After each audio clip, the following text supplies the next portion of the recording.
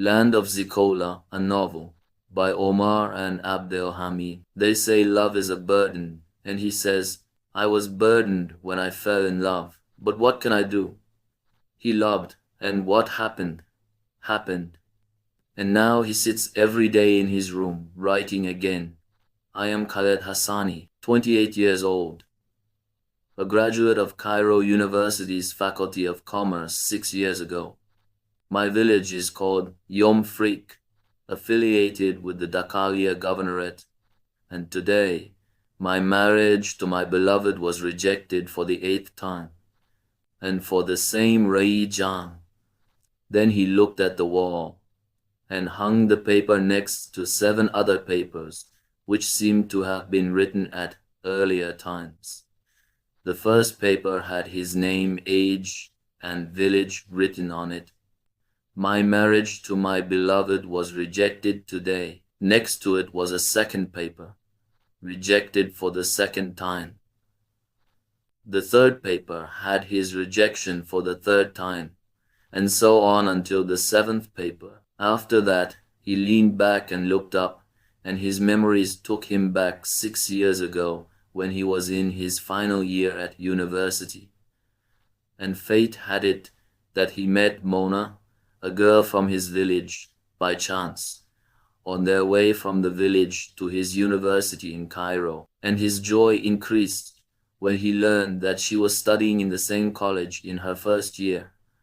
And from that day on, their coincidental meetings multiplied, whether intentional or not, until he snapped out of his memories and let out a deep sigh as he looked at a large paper he had hung on the wall below the 8 papers on which was written, rejected for the same reason, Mona's crazy father. Khalid always remembered Mona's father whenever he heard the word Kureiji.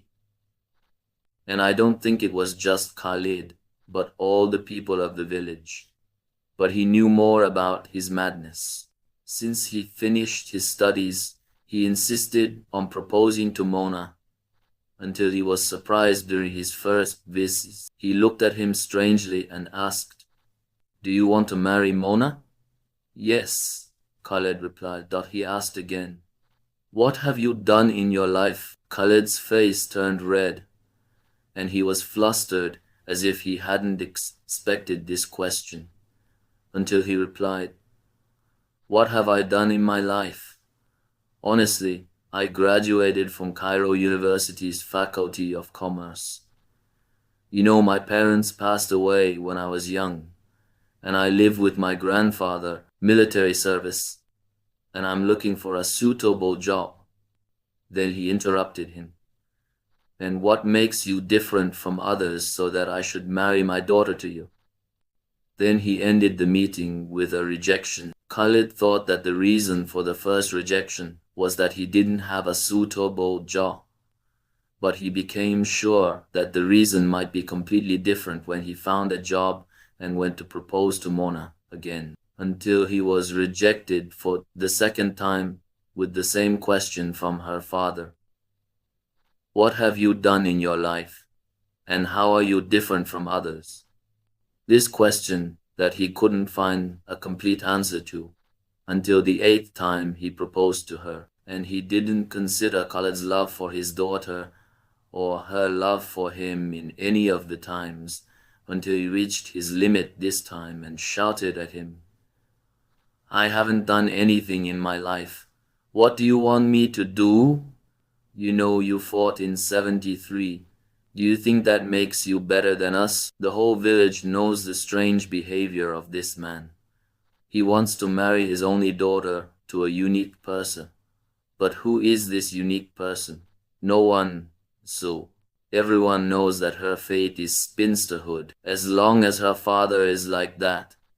But Khaled's heart didn't give in to surrender, and he didn't think of anything else except this thing that would make him unique and make him deserve Mona as her father Yuansu.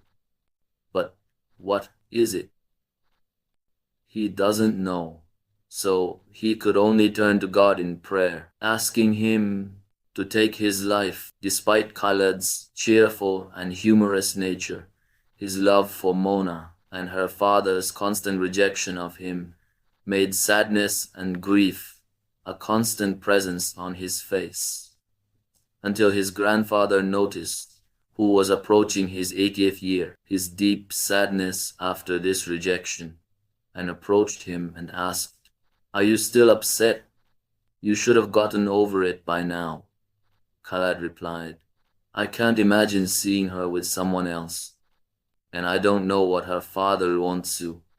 I don't know if the time of miracles has ended, and you're just sitting next to me with your hand on your cheek. What should I do?" His grandfather laughed, teasing him. "No, it's better for you to bury yourself in the basement."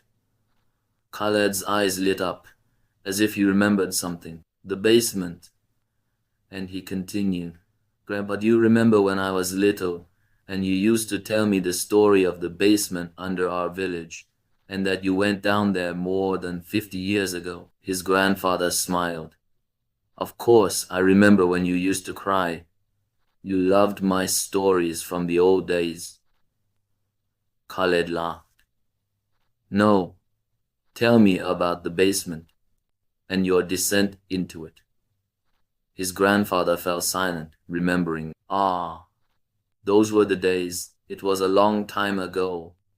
We were 4 young men who loved mischief, and we heard a lot of talk about a basement that passes under our village, and that this basement was once a large storage place for the wealthy during any invasion. Everyone knew that the basement really existed, but no one dared to enter it because it was haunted by demons, and whoever entered it wouldn't come out.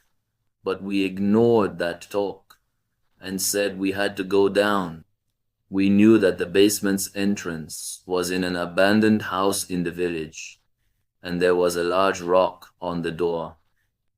And one night we relied on God and went to that house in secret, and we managed to move the rock and started descending one after the other. And with each step, our lanterns went out.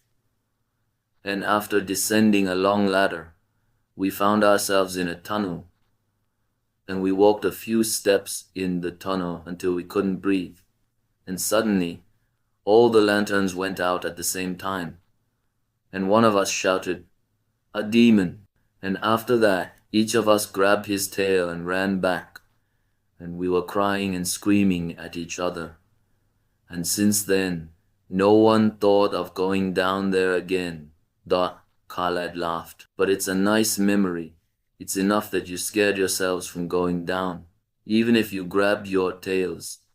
His grandfather raised his eyebrows, warning, "Don't tell anyone about our tales."